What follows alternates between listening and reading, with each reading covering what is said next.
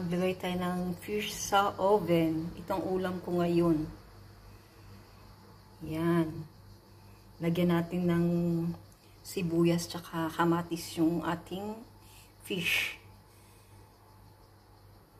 Saan may tiyan. Nilagayan ko na yung aking sibuyas at kamatis sa ilalim ng kanyang tiyan. Mukhang masarap to.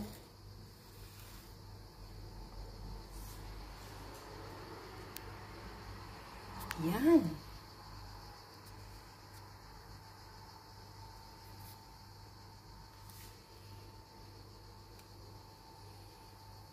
Antayin lang natin yung mainit yung oven.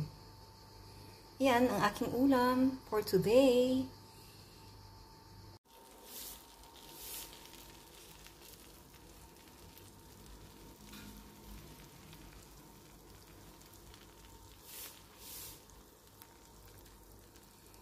Sarap at may kamatis at sibuyas ang kanyang tiyan.